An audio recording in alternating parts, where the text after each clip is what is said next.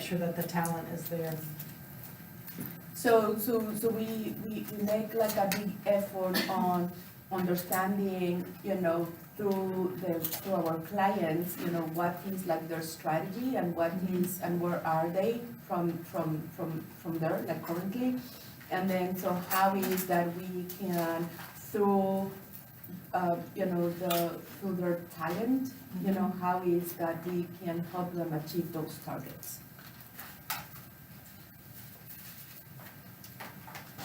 Anything from this side of the table? I think for me, that's been a little bit of a challenge of just, trying to fully understand what, the business unit does and how you can, create impact when you're having these talent conversations. For example, I've been having talent conversations, performance calibration meetings, and, just asking the right questions to the leaders about what is it that one project manager does different from another project manager, and just trying to understand those things because it can be very different, right? So what I've done now is I've set up some time with the leaders and just to get a little bit more organizational awareness.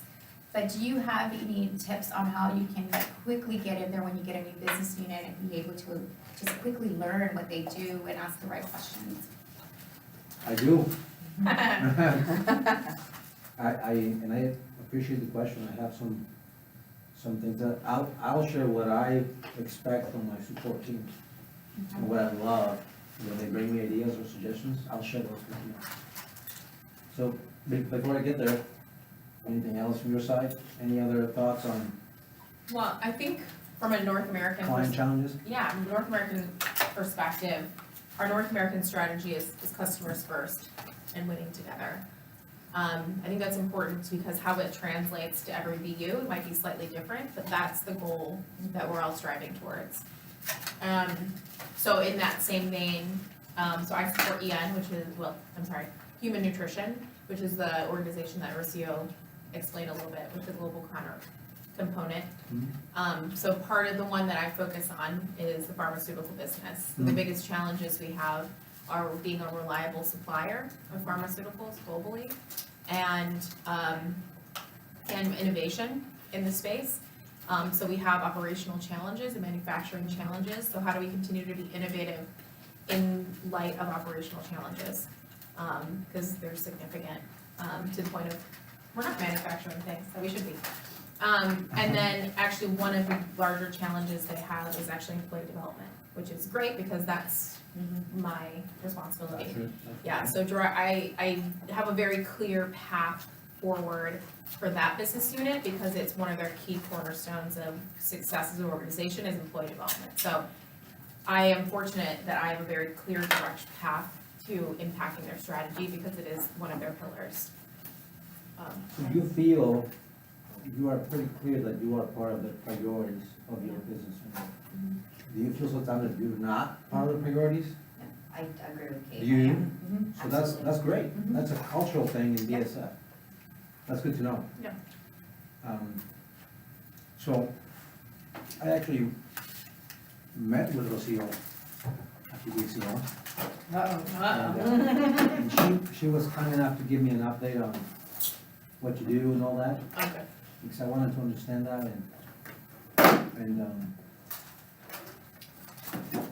the reason, so tell me if I'm wrong and what I understood. So the reason why you guys are here today is to make sure you're on the same page, understanding your client needs, which relates to your customers, all that.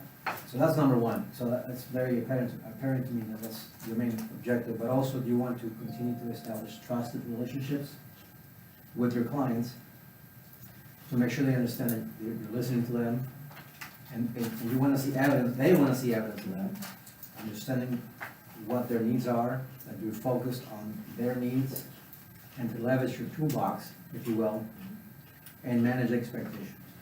That's what you're trying to accomplish today. Remind yourselves, it's more of a refresher.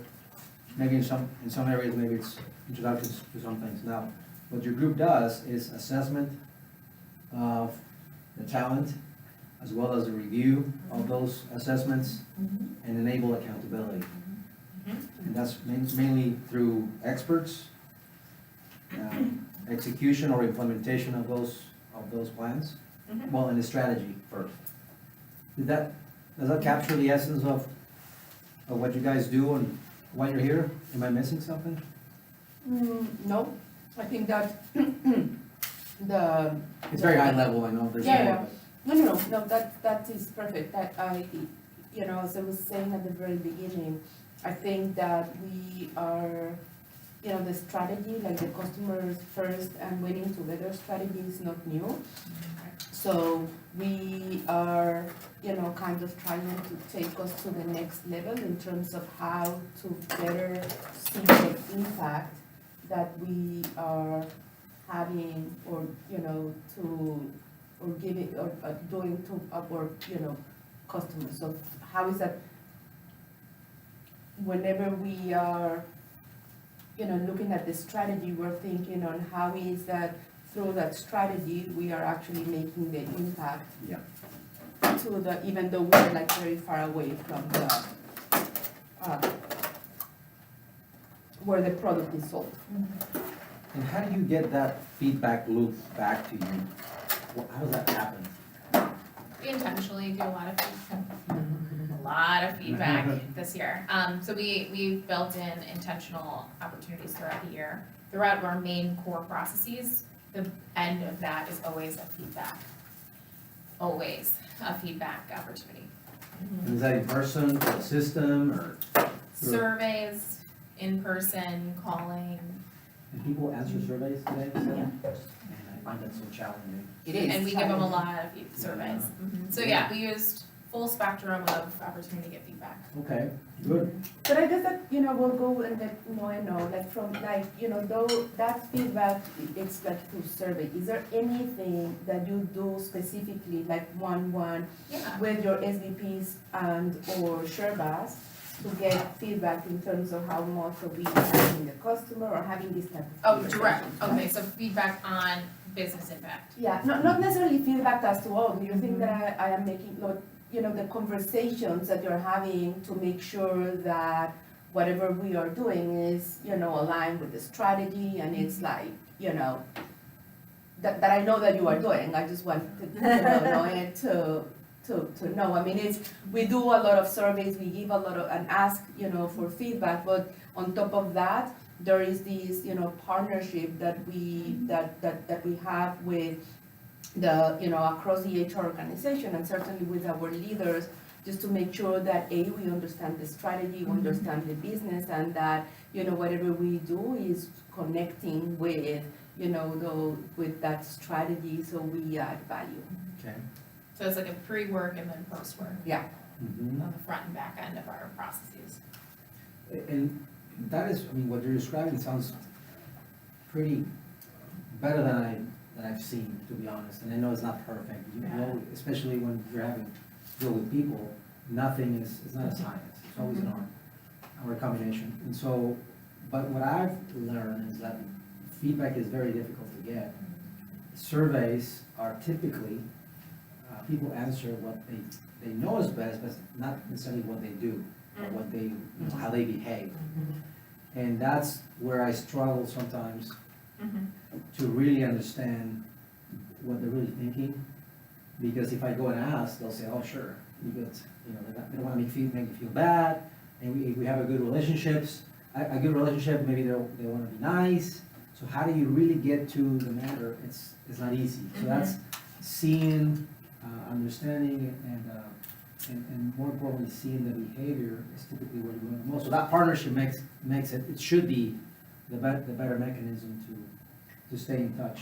You don't want to lose that touch, I'm sure. So it all sounds like you have a lot of the right things. Honestly, what I like to do, back to your question, do you have any suggestions? Absolutely. Hopefully they add to what you already have. But what I like to the reason why I'm here is because, again, the invitation that I was so flattered by Rocio to have me here and for me to share a couple of stories. And I have 2 or 3 in mind. The first one is the story of my first 360 review. I think that'll be very revealing, and I'll be very open with you because, because I can. And number 2 I want to share with you my first time when I became from being a young project manager to a marketing manager in a different division. So I was in the automotive industry, I was a project manager, and my first project was, my first two projects were very successful, so I was promoted very soon, but to a different role where I could not manage anybody directly. Nobody reported to me all of a sudden, I had 10, 12 people in my team, and then nobody reported to me. I needed to start influencing versus managing, way different, and it was a different industry. I went from automotive into oil and gas. It was like a different language altogether. And then the third story is about an organization that I started almost 5 years ago, where I call it the ultimate influencing job, because it is all volunteers, there's 0 staff, I am the president, and we have paying sponsors who believe in us, and we need to deliver, and we have to manage expectations. So with all that, I like to focus on that, and so we can manage our time. How much time we have? You have an hour? Until it rains. Oh. Okay. So then, let me start with my 360 review, and we'll answer your question about tips and things. And if there's anything, stop me at any time. There's no really formal Q&A, let's do it throughout the chat. So let's make it a conversation, that's my point. So, a few years ago, I had my first 360 review after having done my first project. I was actually thinking first that this was the most difficult project that I actually solved. I was a project engineer. Because I solved it, it was for a Ford Motor Company. I was promoted to project manager. It was a great thing, I was excited, and all of a sudden, the reality hit. It was the most difficult project because it was being managed out of Dearborn, Michigan. Who's from Michigan? Yeah. Yes. Out of Dearborn, Michigan, and then the project was happening in Hermosillo, Mexico, in the state of Sonora. And so we had the plant, and then you had the project management team who hired us to be the program manager. So, short story is, we started very badly because expectations were not managed correctly. One team told them that my scope was one, and then they understood something else. Nobody took the time to get us into one room because leadership was not there. And so, what helped me tremendously is when I asked everybody, door by door, almost like a lobbyist, can you join us in this meeting? I'd like to have your advice.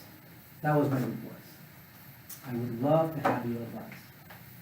Almost everybody in your industry loves to be asked for advice. And I learned that day, or that time. So guess who showed up? Everybody showed up, because I was asking for their advice. It was their stage, and I was there to listen. So they all showed up, we developed this plan, and then I said, how about we invite your SVP to present our plan? There was no one in the room to say no to that. Oh, that's a great idea. So let's present it together. I'll take the lead, guys, but this is your plan.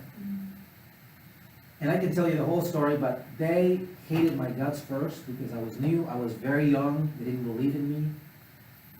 And so they thought, it's only a matter of days when this guy's gonna get. So it was kind of like, there was actually a bet going on that I was not gonna ask, until I learned later, right? So fast forward a few months, this guy shows up from Dearborn. He was a very tough guy. Can I ask a question? I'm sorry. I know it's early on. Did you feel that? Did you have a sense that Yes, people absolutely. didn't trust you? Absolutely. That's why emails, forget it. They would answer what they knew was correct. Oh, yeah, I'll help you, but zero information. And I can report it out, and, oh, nobody's helping me, whatever. It was all like, oh, he's just a whiner. So, okay, face to face, I'll go see you and develop a relationship with this person. And question, I'm not kidding. Tell me about your family. I mean, at the right time, not like the first question, right? At the right time, hey, how about your family? Where are you from? All of a sudden, the dynamic changes. You're making a connection. You're not there just for business. Even though you are, you make it more about, let's have a conversation. So this guy shows up, we present the plan. He was, let me back up. When the guy showed up the first time, that's an important piece. he asked, I need to see the scope of this company that I represented. Where's their project manager? And they're like, oh, he's right there. And I didn't even know I was gonna present. But if you have me to speak, I'll speak. That was my first mistake. I should have said, well, I'm not prepared. Let me get back with you. But I said, no, what do you wanna know? What is your scope? Oh, I have my computer, I put it on, and this room is full of executives and everybody listening. Nobody would dare to say, no, Bill Russo was his name, he's not ready. No, they're like, oh, he's in the room. So I presented my scope, and he's like, stop. Exactly, that's not the scope that I had in mind, that's wrong. And I'm like, that's what our contract says. Oh, I don't care what your contract says, that's not what we need. So please stop and come back when you're ready. So the message was, Noé is wrong, nobody likes him, he's gonna be gone soon. That's how people perceive things, right? And I said, well, sir, with all respect, we have a contract, and we can certainly see what else is needed. Well, the message got to Michigan really fast, that Noé was gonna be fired very soon. That's what people, that was the word on the street. Now, they called me to Michigan and said, what happened? What did you tell them? I presented our scope. Oh, you should have told me, because, just to prepare you. Well, that is our scope. Well, I know, but nobody understood what he needs. So can you help us understand what Bill Russo needs? I'm like, you work for him, you go ask him. No, we're afraid. I'm summarizing, of course. They were afraid. Nobody told them no. They all nodded, and nobody really took the time to understand what he needed. So they hired me to do this. So what I did, I'm summarizing tremendously because otherwise I'll be here for 2-3 hours. I asked for more advice to the second man in command below Bill Russo. Because if I go directly to him, I didn't have a problem doing it. The message would be, oh, he's going around us, now everybody's against me, right? I need to be careful. Hey, how do you get to Bill? Well, he trusts this guy the most. Go ask him. And if he doesn't know, he'll go ask him, and you have a shield. Okay, I went. Same thing. Hey, Richard, that was his name. How are you? How's the family? How are things? You know what happened? Oh yeah, I need your help. And I need to understand what their needs are. Well, bottom line, they needed way more than what, so our contract doubled in the first month. As a supplier of services, I made the biggest sale of my career by just going and asking for more questions. So then, we got a change order by the client, so I went back and I did what I mentioned. Hey, let's prepare for the next presentation with Bill Russo. And I said, I'm gonna present it as, this is a team presentation. It was, all of my executives came because I wanted to help me for my company. And so it was a packed room. It was pretty intimidating. So I presented my plan and I asked Bill to join me to look at the flow chart that we developed on some process that he asked specifically to have. He stood up, pictures were being taken. This guy was a big shot in Florida. Huge success. The guy's like, this is exactly what I wanted to see. What is your name again? I feel like, I was walking on. It was really cool, but guess what? Now we needed to deliver. We presented the plan, it was good, now my credibility went up, people answered my phone calls, returned my emails all of a sudden, it was like magic. So from there on, things were way better. Fast forward, completion of the project, we got an award, it was great. And then somebody told me, hey, we need to do a 360 review of your performance. I said, of course, let's do it now. This is the best time. I was invited to be part of a leadership development program for executive, talent type thing. And so we did this, and I did my review. So I sent it to my coworkers, my people on my team, and blah, blah, blah. So we get the report, but the process was, you're gonna go up to Michigan, where our headquarters were, and this is my previous company. I've been with 2 companies, by the way, in my career. I was with them for 11 years, and so I went to Michigan because a consultant was gonna share with me the results of the review. I was looking forward to it, because I'm like, this is gonna be the best thing, and I'm gonna be promoted like 2-3 levels instead of just 1, because of the project. So, now, I I felt pretty good about how I communicated. People told me, man, you are a great communicator. I mean, that was like their biggest compliment, especially after the Bill Roosevelt presentation, all that stuff, and I would be invited to speak to the workers at the plant, the construction people, I mean, that people who asked me, so like, I was, in my mind, I can communicate anything to anybody. And so there was all these sections of the 360, and one of them was communication, and what I thought of myself, oh, everything was great. And the consultant comes and he delivers the results. He gave me a report, the summary. This can't be mine. No, this gotta be a mistake. I mean, I went straight to the communication section, and that was probably the lowest. I'm like, no, this is not me. And so he says, no, it is you. And I said, how can this be? He says, well, it happens that communication is two things. One is speaking, another one is listening. Your team feels you don't listen to them. Oh, I was heartbroken.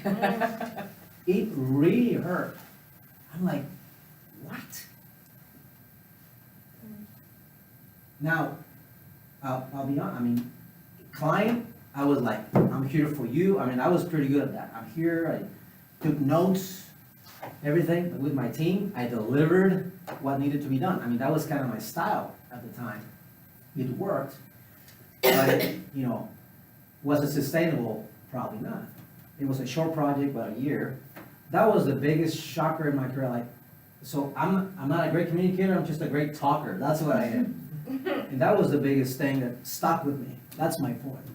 What stuck with me is that I needed to focus more on listening to my team and ask more questions. I love what you mentioned. I go there to ask questions. That's the best way. Ask for advice. I continue to do that. That's really my biggest, that's the morale of the story, is that I was very good at listening to my customer and taking action, but I was not good at all about listening to my team. And so, this is many, many years ago, so I want to believe that I've improved. But the biggest opportunity next was to become a marketing manager. So I did one or two more jobs, and then I was asked to, because part of my rotational opportunities and the leadership development was to change to a different industry, which was oil and gas. So from automotive, building automotive plants for GM, Ford, Chrysler, Caterpillar, I went to run the marketing department of our oil and gas division. So I didn't know marketing, I didn't know oil and gas, and I moved to Houston. And so that's kind of the next story. But anyway, What before I go company there. was that? I'm sorry? What company was it The with? Washington Group. It used to be called Morrison Knudsen, Okay. and then became Washington Group, which became URS, which became AECOM. Interesting. Okay. It's an engineering construction company. Global, very big, so they acquire each other. And so I never really changed companies. It was really the acquisitions. So I don't have any questions or thoughts or any comments to the first Okay, go ahead. one? It's interesting, because, not a question, just a comment. I'm doing my MBA now, and I'm taking a class called Personal Leadership. And one of the things we just learned about was about your reputation. And we had to do this forum with our group about a moment in your life where your identity, what you recognize as something that's who you are, doesn't match your reputation. And that is like a perfect example where it sticks with you. And you said that was many years ago, and that's something that still sticks with you from that moment onward. So I'd challenge everyone to think about if there was a moment like that for them, that there was an area or something that happened where somebody gave you that feedback where it went against your identity and what you thought about it. And I mean, I did some reflection, and I thought that was a really good exercise to do. Oh, I agree. And actually, when I went back to my job site, I was like, looking at, I didn't Who say was the anything. Well, in that case, it was almost everyone, like, I Right. thought you guys liked me. But it was really, I was so appreciative of the feedback, and they could have said, oh, no, the boss is great, and they were very honest. And so that was, yes, it was really one of those moments. But for me, I am, talking about customer focus, right? So your project was very successful, Mhm. right? But do you think, should you have been a better listener, the project would have been like even more successful? or you would have gained, you know, more like within your organization in terms of people learning more how to do things? Like, what is the learning, you know, from that perspective? I mean, it's very clear, like, a learning from you is like, I need to, you know, to be better at listening. But how your better listening skills had impacted your customer? Does that make sense? Yeah, totally. I think what the learning was, that's a good question. The learning was that I needed to be involved in everything because, how can I say this? I haven't thought about it until now, so I'm kind of trying to remember. But I think what would have happened is if I would have listened to my team better, and also, that was one of the sections, but the other section was about delegation and things, and empowering them more. Because it was a short project, I felt like I needed to be in control of everything, and I was. I was checking, and I would ask, what do you think? Oh, by the way, here's the idea, go do it. Well, okay, and so all of a sudden, things probably didn't work, and in my fight, that's why I need to be there. Well, okay, you can, nobody will tell me no. So I think what would have happened is that I would have had less stress, number one, and let my team be more empowered to take action. But I mean, I don't want to say that it was a horrible listening job for mine. It was not that bad. It was just that I was expecting so much, like, oh, that's gonna be my 10. And it was like a 5, maybe not a 0, but it was not what I expected. And because what my focus was really on communication, even to the point where I was teaching English on Saturdays to my team. So every Saturday morning, because that was part of the schedule, 6 hours, 6 days, 10 hours a day, that's what needed to be done. I was there, we were going through the contract, our contract and documents and things with my team in English. Because that was one of the biggest challenges. So in my mind, I was communicating and I was doing all these things, but it was very little listening. So I think what would have happened is they would have felt more empowered, they would have made their decisions, we would have had less or fewer challenges from the customer. Here's what happened though, I'm glad you asked, because here's the impact on the customer. We did very well for, let's call it my direct customer, which was for Dearborn. They felt like, well, these guys they're hitting all these home runs, they're doing great. But the plant felt that we were kind of going over them and around them because we just needed to get things done. And so some of the relationships suffered with the customer. It affected us. So that would have been better, absolutely, because they would have felt my team being more attuned to their needs. That's really what I would say. Any So other this is questions? just to say that at the end, whatever you do will impact your Absolutely. customer, right? Yes, and the challenge is, you're not gonna know, sometimes even if you ask. Yeah. It's on how they behave. Well, it's like when you go to a bad restaurant and like, oh, I'm gonna complain, like, no, I'm just not gonna come back. I'm not gonna even bother to complain, I'll just won't come back. That's the worst. Yeah. When the customer doesn't even, no, I don't even wanna give you the time to give you a review. But I'll take the time to talk bad about you, that I will do. Go on, yell. Right? That's the challenge, is anticipating that with the client. And now, not that you open the Pandora box, in that case, what I could have done better, and I'm trying to remember the results of it wasn't just about my team, it was about also my team telling me what the customer, because the customer is 100 people from Ford. And that was my biggest challenge. When people came to my team, they would say yes, even before they spoke. Can you? Yes. And I'm like, no. And I actually made a rule. Every time they ask you for something, you start with a no. Because we were not managing expectations well. What happened one time, I was walking throughout, I was going to a meeting, and I hear this conversation from one of the guys from Ford, and I hear the voice of Orlando, one of my superintendents, with them. They're in a conference call, and there was a problem with a transformer crossing the border because of the oil being inside, and da-da-da. So we're stuck at customs.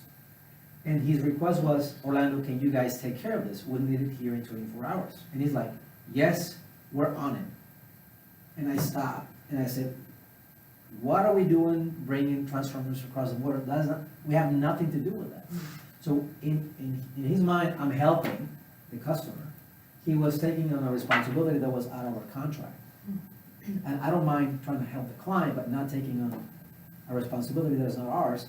Guess what happens if the thing doesn't show up? Oh, it's our fault. Yeah. And I can tell them all day long, well, it's not in my contract, but you told me. Da, da, da. So that's when I said, no, we need to do something about it. So I was in this mode of, so what we could have done is, okay, I'm going back to the customer, hey, yes, we'd love to help you, let me try to find you a company, or let's see what we can do, but instead of, not my problem, but definitely not, yes, we'll take care of it. And we were dealing with that a lot because all these people had all these expectations of, we were the project management firm in the project. So we were not doing the work, we were managing. So how do you define that? Well, you have to understand the contract. And it's very difficult for an organization like Ford, for everybody to understand. So you have to be very careful. So my point being back to the customer is that what I could have done better is understand those needs and honestly sell more work. We could have sold more work. Basically increase our market share by okay, there's a challenge here, we can help, let me give you a proposal to help you with that instead of just taking it. It's just another example. You know, I have a question. Yeah. So you received the feedback, what actions did you take as a result? Now you're putting me on the spot. I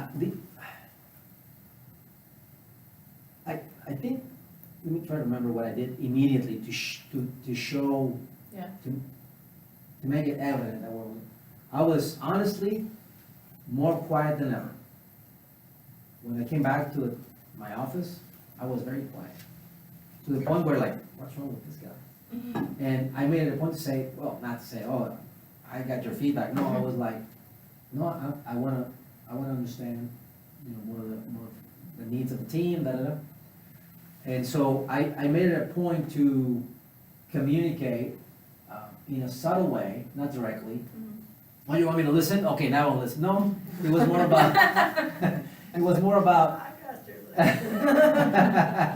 it was more about showing them that I really cared, and that I went through this exercise, guys, I learned so much. And now, what happened there too is I was transitioning out of the project, and we needed to let those people go somewhere else. I was trying to find new homes for them. It was a difficult time. Yeah. So I took the extra time to develop a closer relationship with them. I never had the time. I was like, go, go, go. So I took more time to, let's go for lunch. One-on-one. Then more group lunches. We had a lot of those, but it was me talking. And so I changed the approach to, let's just eat and I'll listen. It was not easy first, like a lot of silence and a lot of tacos. And I would ask a bunch of questions. Hey, Orlando, how's the family? And what about, your daughter, and how's your wife? I would start to do more of that. Not like from 0 to 100, but like little by little, more and more. So it wasn't weird. Yeah. And then the relationship and finding their next project. All of the people that work for me, 12 people, I hire them from different companies and through an agency. And so all of them ended up with a better job, better positions, and 3 of them, I took them with me to the US. We sent one to Bolivia, to different projects, so they all improved their careers. So that I made that like mission before I'll see you guys. And it worked out pretty well. Thank you. Thank you for the question, I forgot about that.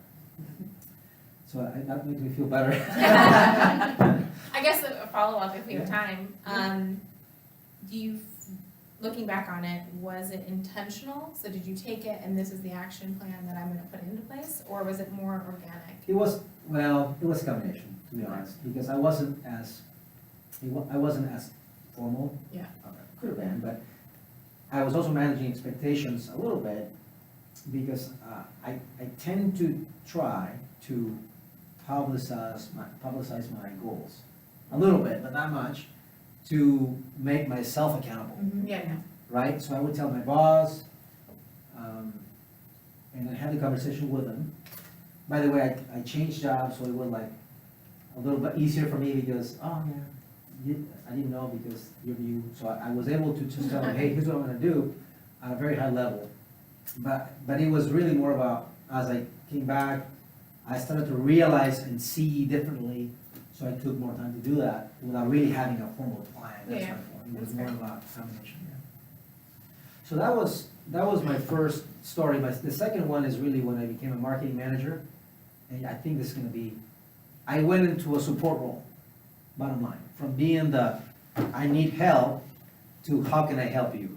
Oh, that was so challenging, because I was to the point where, in my first conference calls, I was actually with the division leadership, and I wanted to start talking and making the phone calls myself, like, no, you need to listen.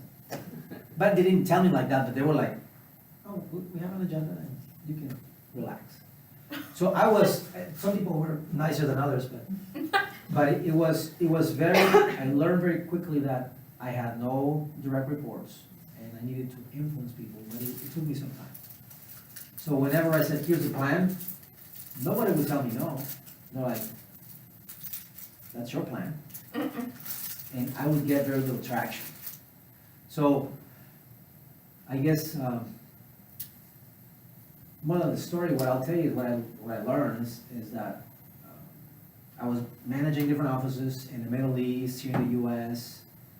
I've never been to the Middle East, so I need to go there and get acquainted. So from what I learned, I was able to start doing some things that helped me establish relationships really quick.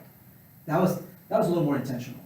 Yeah. Okay, I know what works, and I know what I want from support groups, and that was managing one now.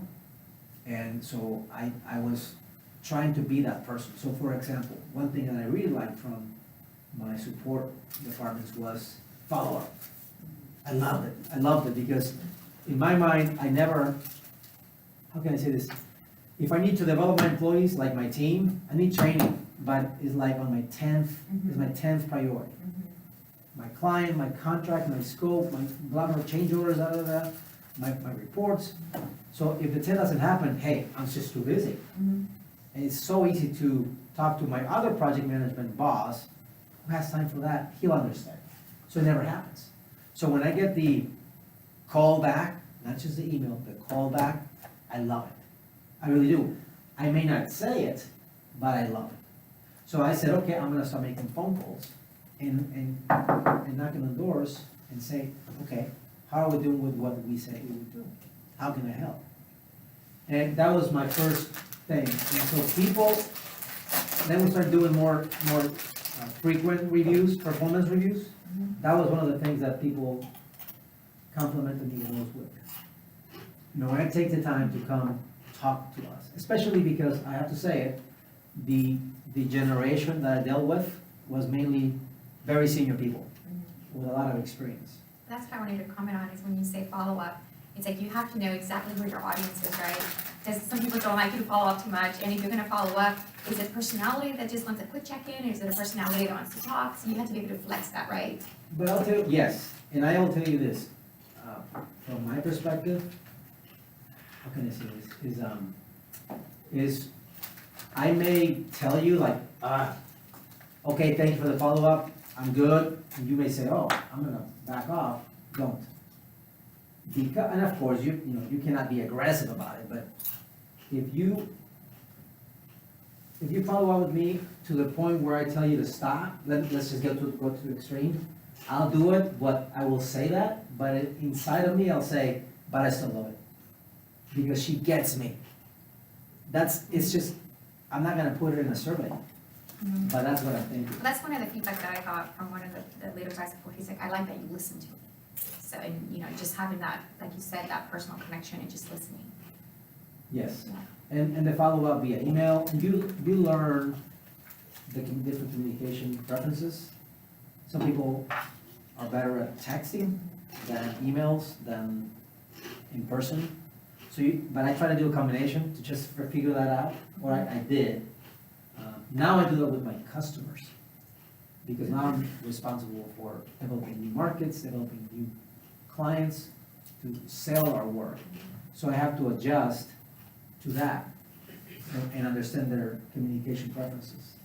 So as a marketing manager, it was really a challenge for me for everybody in my team, not having direct reports again, okay, let's develop our business plan. I was in charge of developing the business plan, organizing it with everybody's input. So how do you do that? Now, you guys develop strategies. What would you say is one way to get that going? How do you get it started? Conversations. And now you have a timeline, right? You have to get it done by a certain time?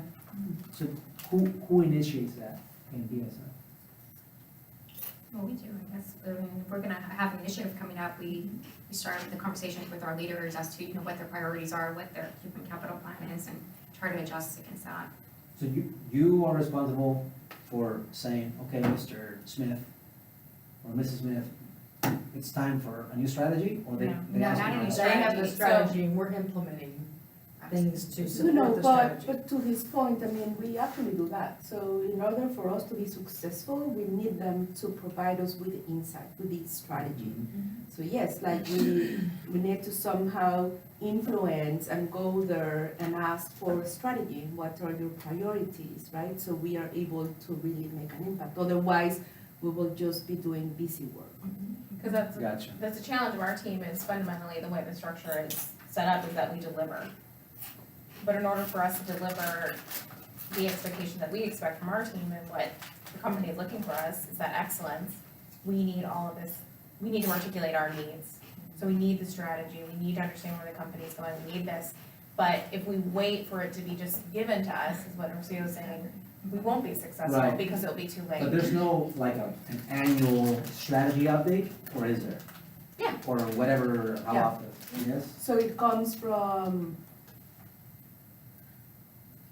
we do not have an annual, like from the whole company, yes, but each of the business units will put their strategy together. Some of them are working on it now, so I want to say that all the strategies or the quarter. review of the strategy for 2019 should be ready in the first quarter of Okay.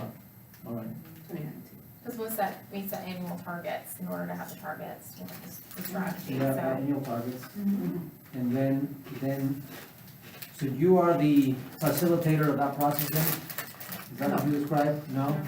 So the way that it works is that, you know, we will have the business strategy, also another part of human resources is going to put together the human capital strategy, so the HR strategy. And then we will work with the business and the HR person to put an action plan to support that human capital plan, Okay, which is mirroring the human capital needs from the strategy. okay. So, I So- guess, how do you know when you need to start supporting your client? I want you guys to talk about it, because I know what is it we should be doing, but. So from my side, Mhm. it's usually a partnership. So the strategic HR business advisor I sit with, we have weekly discussions, and then we put together planning strategy meetings where we actually go through and keep each other accountable of, okay, now the Petrochemical Flows Group has a new strategy.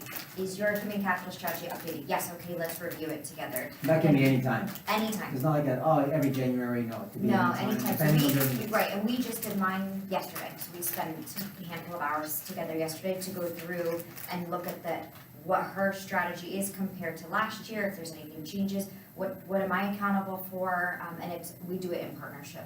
Okay, But my expectation for my team is, for us to be able to really, plan accordingly and be efficient, is to have that plan updated in the first quarter of the year, if not before. Right. right. And so that's kind of your, sort of a timeline, like you want to start the new year with at least an update of the plans, maybe there's some new things. Yeah. So you start the new year with that plan. Yeah. Yeah. How do you communicate that to your clients? Communicate that need, is that what you mean? Yeah. The plans. The plans. How does that happen typically? Mine is in a leadership team meeting. In a meeting Mhm. like this? Mhm. And say, here, you go to the plan, a presentation. Yeah, well, not always a presentation, sometimes presentation, sometimes conversation. Meet with them, the leadership team, either sometimes monthly, sometimes every other month, and then individual discussions with leaders, like on a quarterly basis. Okay, so So they know varies, what's coming, they know the presentation, expectations. could be just a conversation, okay?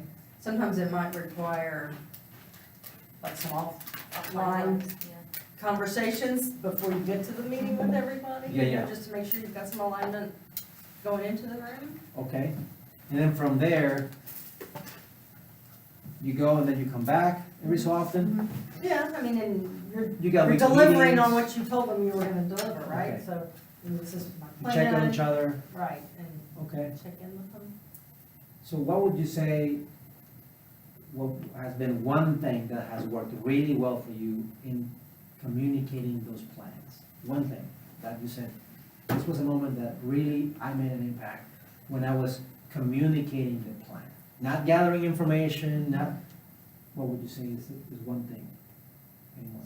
Starting with the why.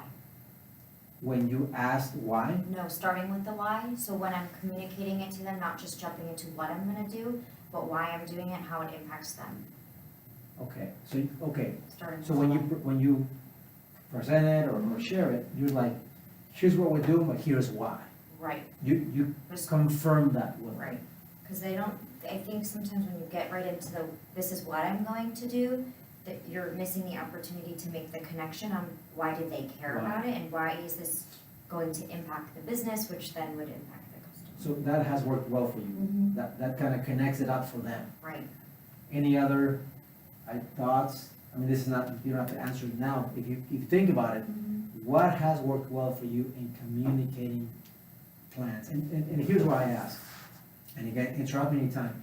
Going back to my point when I became a marketing manager and having learned about the importance of listening in the communication process, I started doing, not that, I wasn't that good, I was more about, here's what we're doing, and then what do you think?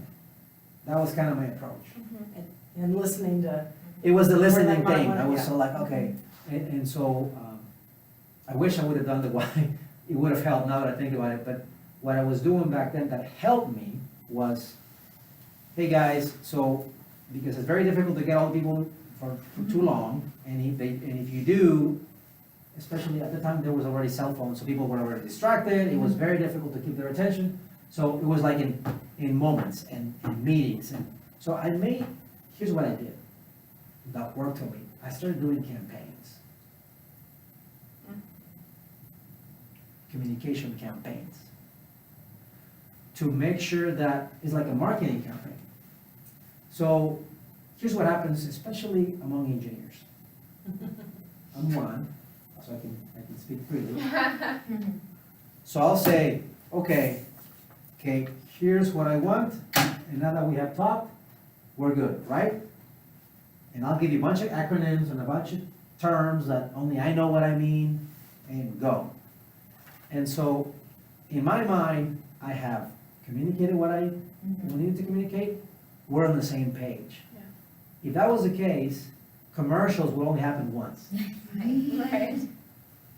and that's it, but has it happened to you when you watch a commercial, and you watch it again, and then like in the 7th or 8th time, it's like, huh, now I know what they're saying. I get it, isn't it? That's why campaigns exist. Otherwise, it will be just one presentation and that's it. So what I started doing is communication campaigns. sometimes I call them that, sometimes I didn't. So I started doing that, and then I would ask for, hey, can I have 5 minutes in your agenda next time? I'll do the safety topic, because everybody needs a safety topic, I'll do it. And then in that time, I would do a 3-minute topic, and oh, by the way, guys, don't forget this. Another reminder. Well, guess what happened? Again, this is one thing that worked for me, many others didn't, but this did. So everybody knew who I was. Every single person. And so, and in a way that is not intrusive, it's not like, oh my gosh, here he is again, because not everybody liked me, already knew me. But you know, right, there's always something. It's about me getting the point across, and I would always end with, and please, if there's anything that I can help with, let me know. I'm here to listen. I was so focused on listening. It was so recent. It was like a year before that. And so I would do that. It was like my campaign. I didn't call it that because I didn't know, but then I figured out, this is really, and then the best part was when I was listening to people in hallway conversations saying what I was saying. Oh, by the way, we have this new format, that this is what we did before. Because here was the challenge. We had all these people from different companies, and they all have their best way to do things. Which one was it? It was my job to standardize different things. An implementation format or process, days of that. So it was all about communication. And I was getting frustrated because I told them, well, once, and then only half were listening, the other were just nodding and somewhere else with their mind. So my campaign truly made a difference. And so I started enjoying being a marketing manager instead of, I want to be back to project manager, I can tell people what to do, and instead of influencing. But when I started doing that, they're like, oh, this is fun. And by the way, I don't mind the stage. Right? And so I was doing that to the point where actually I started the first Toastmasters group within the company. Nice. And it was like a no-brainer. When I went to present it, I knew the needs of the organization. It was evident in communications, especially for engineers. We're bad communicators. I hear that a We're lot. bad listeners. And we firmly believe that what we know, everybody should know. And then you know it all. And that we know it. Which, that's more true than no. So, my big message in that story is that what to me was that the approach on emphasizing not longer meetings, but more of them, shorter, more frequent, different formats, see what sticks. And that use ambassadors. You don't have to do them all. Use the youngest engineer. Hey, help me present this thing. Do the safety topic, everybody needs to talk in all this meeting. And then use it as a quality moment, a development moment. And do that, and everybody will, it's new. They'll wake up. Oh, who's this person? Oh, I'm a young engineer from this department, and I've been asked to come do this, and FYI, this is 3 things you should know. Thanks, bye. It'll change the momentum, the dynamic, I should say. So, it's my second story. I got a little more time. Any more questions or comments? You know, when I think about that, I think about just translate it to what we do, right? So if you think on how is that we're trying to go from, one, day talent review conversations and having that more spread out, right? So like, you keep your clients like fresh in what is needed and what is important throughout the year. So at the end of the year, it's very much like, they know and you already solved the need that, that this is what the achievement is going to be. I'm glad you mentioned that, Jose, because I need to mention something that I have learned that works really well for people to pay attention and act. So when you're delivering a presentation or this one of these little moments, use somebody as an example. as a good example. And because, that's one of the questions that I ask, and I see people asking, if you want to start a new initiative or a new something, find an example of what has worked and try to emulate or find the person who has figured out how to do X. And so in this case, when I went to, I learned later, when I went to say, hey guys, so you know this, so you know that, or we're asking you to do this, instead of just asking for something or telling them, oh, by the way, you should know this, it's like, hey, I just want to tell you here, guys, that Jasmine has done great. By the way, thank you, Jasmine. I want to recognize you because she did A, B, C. We really thank you. And so we look for others to get involved too. And all of a sudden, like, oh, recognition. It's a different incentive that is very subtle. And people typically put their phones down for that kind of stuff. And we are very good at recognizing ourselves, but I am wondering how is that, how can we think about translating this with our customers, right? Because we never recognize them for a good job in. To your point, I was just doing a performance calibration the other day where we talk about employee reviews and, who we're gonna do in our outstandings or who we're gonna give lower achievement.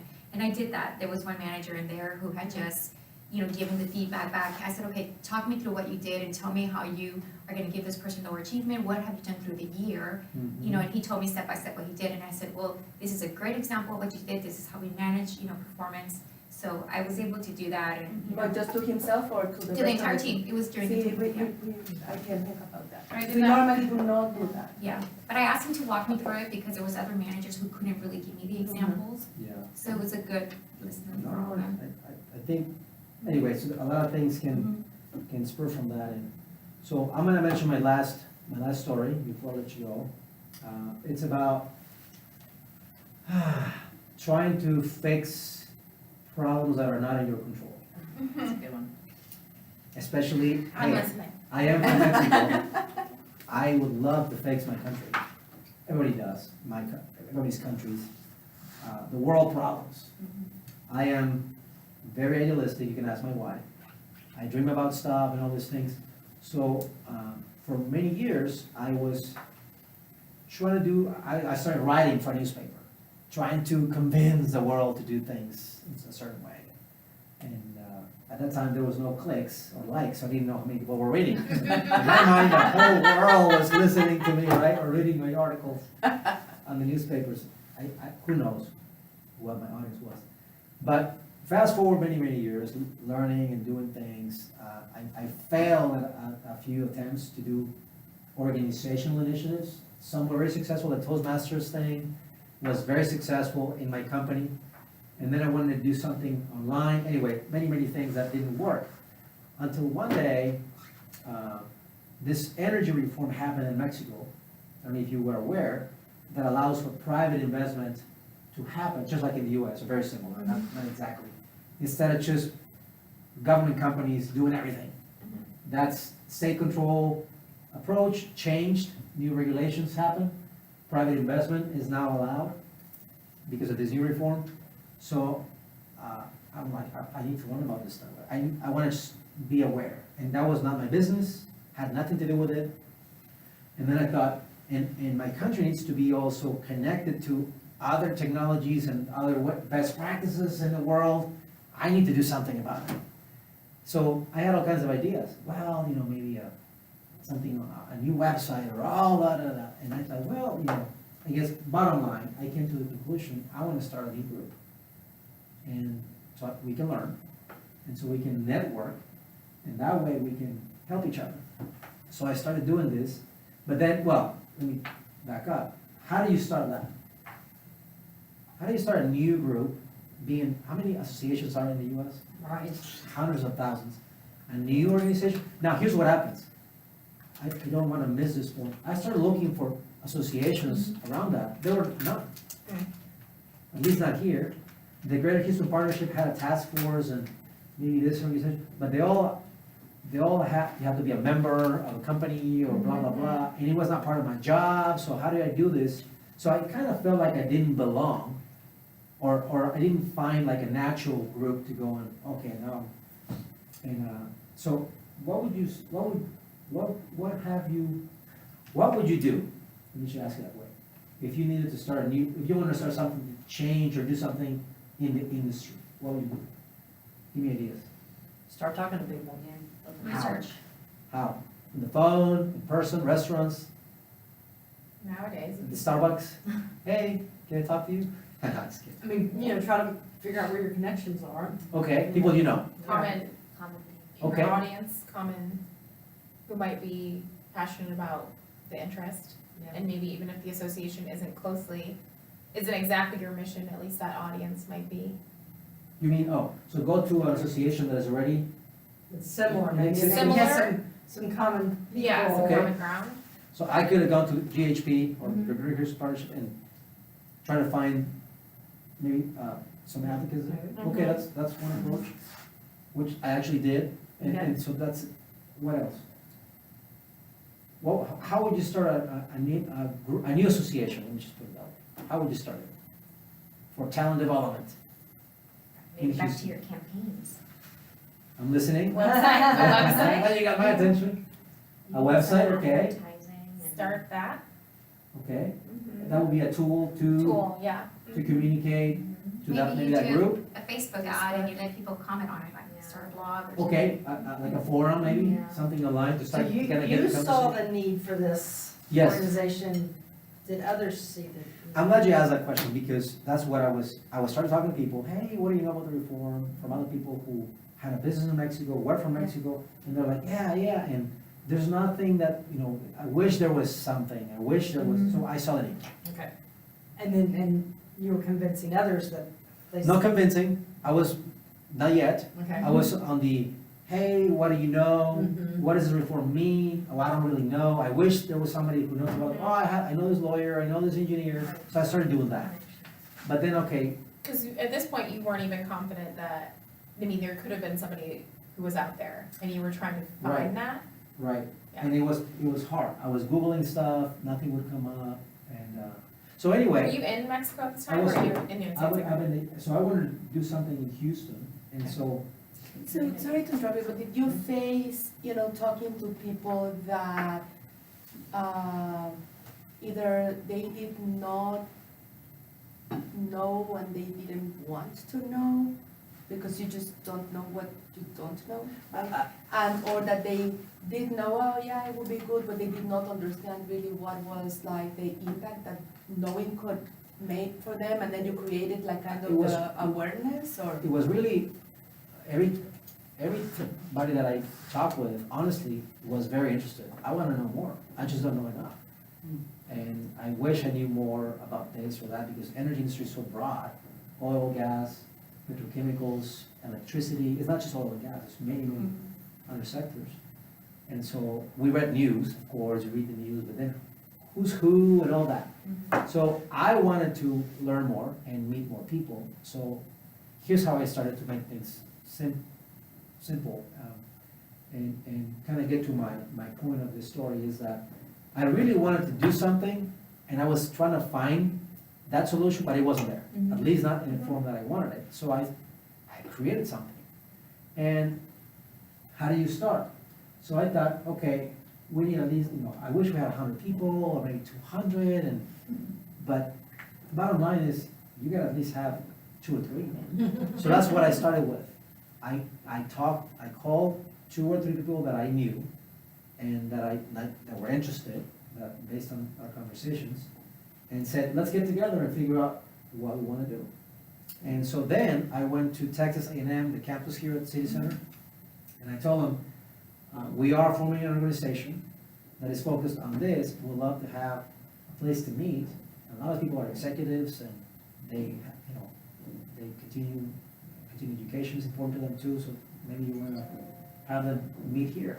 Would you mind if we meet here? They're like, no, please, have a room, and at no cost. So, I did that. I found a little bit of credibility with Texas A&M, and then I said, hey guys, let's meet, A&M is supporting us. It wasn't Noé's group, it was, oh, really? I didn't have 3, I had 6. The other 3 were invited by the other 3. That's great. They showed up. And so, hey guys, what do you think? Listening session. Guys, here's my vision, but I would love to get your idea to mold this vision into ours. Well, here's what I think. Most people, because, now here's the challenge. There were 6 visions. Because, hey, you asked the question, I'll give you my vision. Okay, but it was up to me to define it with their input. But the problem was, no, let's start a business instead of, who cares about an association? No, let's make money. Okay, good point. What else? So it was like a half and half. Some wanted to start a business to make money somewhere, and some others like, let's just do networking. So I know what I wanted. It was really the networking and learning I was not interested in. And I said, if an opportunity comes to do business, we'll find it along the way. The first thing is develop relationships. And that's what stuck with people the most. And we started growing. After a few months, we couldn't fit in the room. And so we were given an auditorium. And then more people came because we were inviting, now it's like, hey, we're at A&M. They're hosting us. We have this group. It's growing. Would you like to speak? The first people that I invite to speak, one of the energy experts, George Baker, he literally almost like, you want me to go speak to your group? I'd be like, who are you? He didn't say it like that, but I can listen to his mind. And I'm like, well, George, but what he did, because I asked, what I asked him is like, who else do you think would be helpful to my group, to our group? He says, well, you gotta go meet this person, he gave me this list. And I said, would you please email them, copy me, and I'll go see him. And so during my lunches, I was doing this. And then nights, email, blah, blah, blah. Fast forward 3 years later, he was begging me for an opportunity to go speak. That's Oh, really? Oh, yeah. He's like, one time only, you have never invited me to speak. I said, no, George, let me correct you. I did at the very beginning. Oh, I forgot. No, I haven't. So, but you're welcome to come speak. And now he's part of the board of advisors of the group. Awesome. We have 4.5 years, almost 5. We are now a nonprofit registered association in Houston with 120 members. We have corporate partners, sponsors paying thousands of dollars. Members pay hundreds, a couple hundred a year. We are truly a society. It's called the International Society for Mexico Energy, and there's a meaning to that, to the name, the for versus off. I can explain that some other time, but to me, the point of the story is that you kind of have to find in new initiatives, I'm talking. You have to be very aware of what is not important or as important. Prioritize almost every day. I'm not kidding, every day. Because new ideas will come every day or every month and it'll be, oh no way, how about a young professionals group? How about we go and do all these things? And you can say, yeah, let's go do that because you want to please everybody, right? And you end up nowhere. And so that's a great idea. Now, what I would ask is, can you present me a plan? That's a great filter. Because most will not do anything. They want you to do it, but they will not put the effort. Now, when they come with a plan, you bring that person and make it part of the board or part of the committee, whatever, because they take the time and they have the interest. That's a first filter. If somebody comes with an idea, ask them for a plan, a written plan, not a verbal plan over coffee. Hey, give me a 1-page plan. That's the biggest filter. 2 out of 10 will make it, and 1 of those is not going to make sense, and blah, blah, blah. But the other one may. Anyway, because if you want your initiative to proceed, you have to focus on one thing at a time, maybe 2. I'm not exaggerating. If you go to the 3rd, that's stretching it. 1 thing, maybe 2. And that second thing has to be tied to the first. right. And so, because that way you can show progress and focus on small successes. Okay, people ask me, what do you do to start this great organization? When I go to Mexico, now we have 2 chapters. Tulane is our new host. There's a story behind that. They actually begged us to meet at their campus versus A&M. We have great relationships with both, but they had a bigger room, They are our biggest sponsor, they have wine and cheese and everything for it, it's amazing. They invited us, and then we went to Tec de Monterrey, and now that they are a host chapter or university in Mexico. That's what we call the bridge. We're building bridges between Mexico and the energy world. The next chapter will be Calgary. The next one may be Munich in Germany, because there's so many companies of all kinds investing in Mexico and selling products. Our organization fits their goals. So with all that, how do you focus on what's important to, in this case, our members? And keep our volunteers, no one person gets paid. How do you make that work? And I wasn't sure I could do it, to be honest, first. But I'll be very honest, I almost intentionally did not set out to start a new association. I set out to start a great small group. And focused on that small group and getting to know them and get that core group really together. And then, okay, now we're ready. And I almost, honestly, members would call and say, no, members at the time, it was all free. We never charged them until a year ago. People would come, let's make this an association. I would say, no, we're not ready. So what happened, instead of, oh yeah, let's do that, I would say no. It's like a social, what's it called, reverse psychology. Now, people were trying to convince me, and plans were being brought to me, hey, here's a plan, here's an idea. So I got the first board of directors were the ones that were coming to me more often to get the group to the next level. And I learned that really where when you become good at saying no nicely, especially in these groups, you don't want to just say no, your idea sucks, no. You really need to be very, very, very sensitive.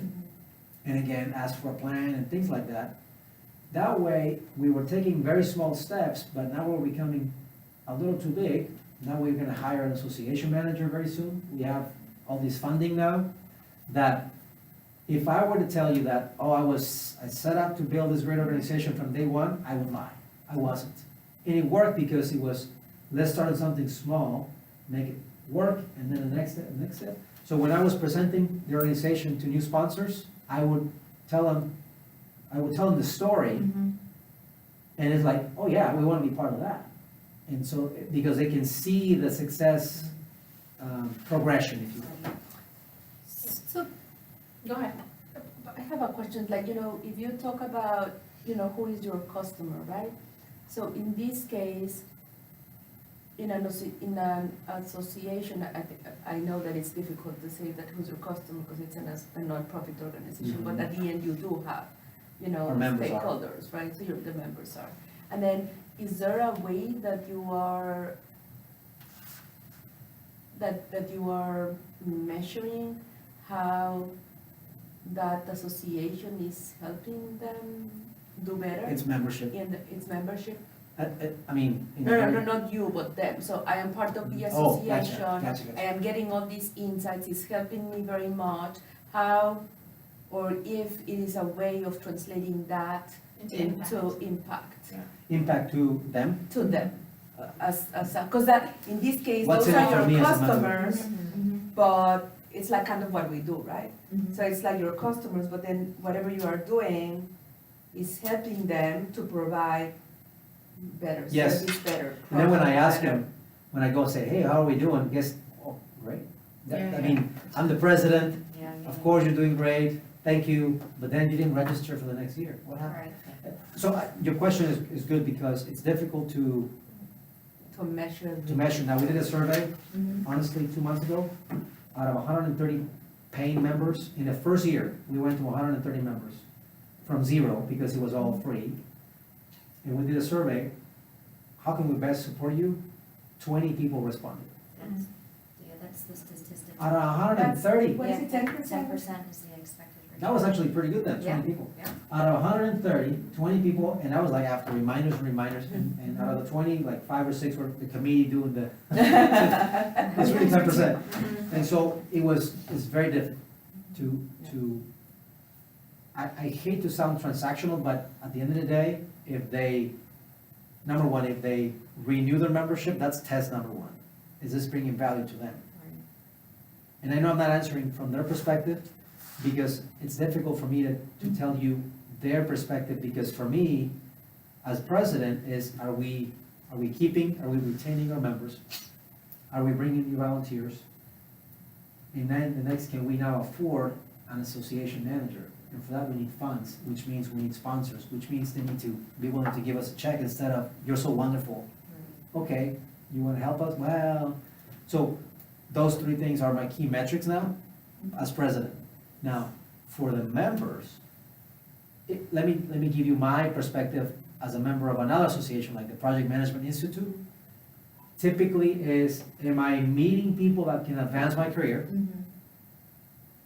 Number one, because a little certificate is nice, but not as nice as, hey, I met so-and-so, I learned something, or it's a new client, maybe. That's priority number one, by the way, in ISME, is for them to come to ISME and learn something, but meet someone who could perhaps be a new customer, or a new partner, or a new supplier.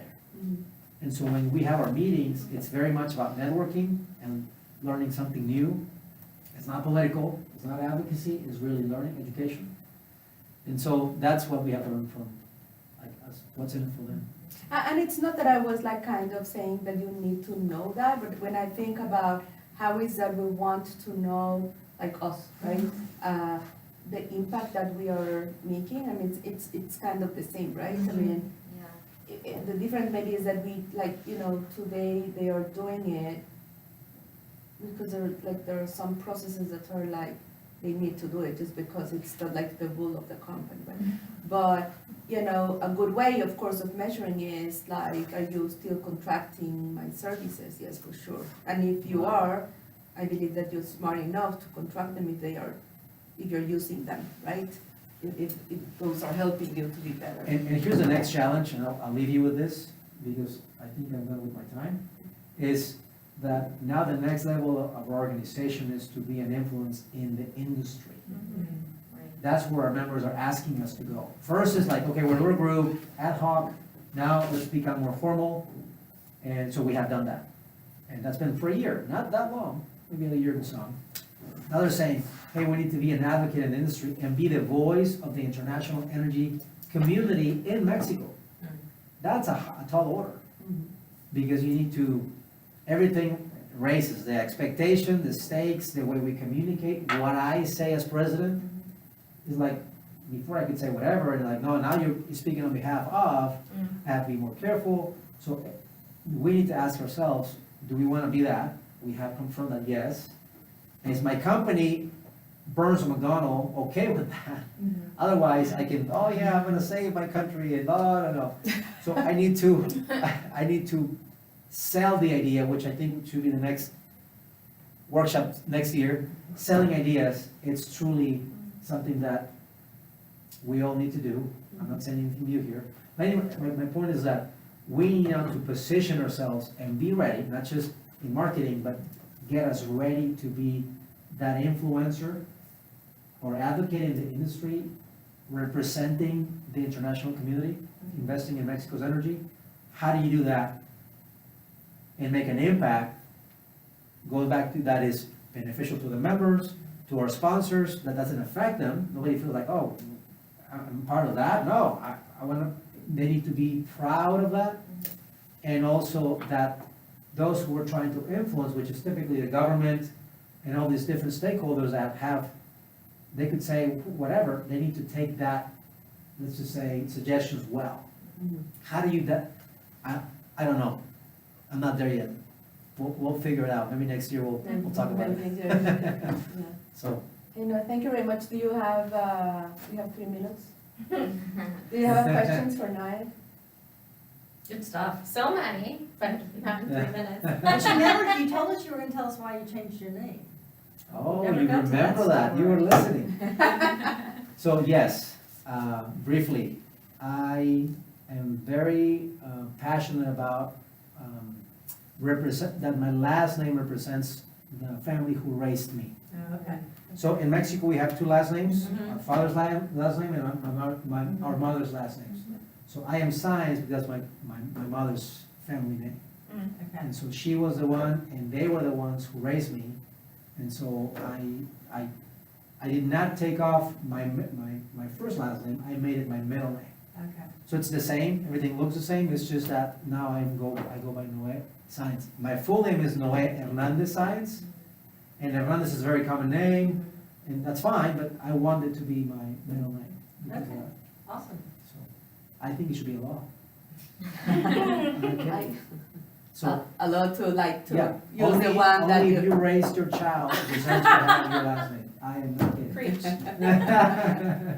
Anyway, that is why. Good. Thanks for asking. So, are you sure you don't know? No, you it's don't make good. it? Yeah. No? Okay. No, I thank You wanna you. email me later with questions? What about you, So, Aurora? no, good stuff, thank you for the tips, I especially like the one about the campaign, communication campaign. Yeah. I'm gonna use that. 7 times, I think the rule is marketing, Love buttons. it's kind of the same. 7 times, I need to write that down Yeah. for Miranda. At It's least. funny because I started, That's a whole different level of challenge with our Are we like kids. 20? Yeah, that was 7 times 7. 7 times 7, yeah. it's because even when we're doing these touch points, these are just like informal check-ins with employees just across. I started, people kept being, I'd get through 3 questions and then people, remind me again what group you are? Even though we just did, so I started my whole intro differently, like, do you know CTSD and are you aware of what I do? And like, no, I'm like, let's start there and then we'll get to the questions. Yeah. Because 90% of people were like, I accepted this because you're HR, but I have no idea what you do. Am I in trouble? Yeah, right? Yeah, oh, yeah. I was like, no matter how many emoji cons and like pictures of puppies you could put, you're not gonna be fired right now. No, thank you very Thank much. you. Thank you I for the wish invitation. that, we can have you next year here, not just for you to share how is going the next phase The of next your, level. Yeah. association, but also to share with you what our learnings were and how we said we were able to apply them next year. Thank you so much for having me. Thank you very much. All right. And then cut it. Oh, that's right, I forgot On the about right that. hand side, on the right?